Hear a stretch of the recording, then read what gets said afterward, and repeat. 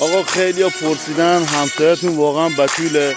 آره بابا تو گیری داریم به بتول. همسایه ما واقعا بتوله. اینجا علی آباد کتوله. جواب بدی رو بینندی با گلوله. اینجا به گاو گوندنگو به گوزنم گوندنگو. اینجا سکور گوندن صفه واماندر گوندن سخه فرماندر گوندن یکه ولی تبز نیستی که بخوری تکه.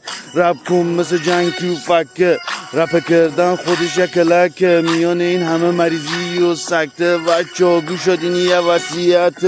روز بعد که بیا خلق و نصیحت کاری که آشنا کنه با منت. غریبه انجامادی نصف قیمت ظاهر آدم ها بی امنیت. زیر خیابان قشنگ فاضلاب و کسافت. آره داشت کسی که زندگی رو بفهمی با لذت آرامش رو عوض نکن با ثروت. اگه اینه بدی خوان یا قول دادی به که هر جا هر کی خوب بدی گل دادی بهش. فرق نکن غریبه و آشنا آدمای بازاتی هم وشنا. دیگه فواره نکنده لخته نبونده هیچ آدمی تو قصه دیگری نشونده. آره دایی سرتون تو زندگی خودتون باشه. چه کار با کار دیگری دارین؟ والله به خدا هر کسی قصه خودشو داره. آره خدا واسه تو هم ایشالا بسازه.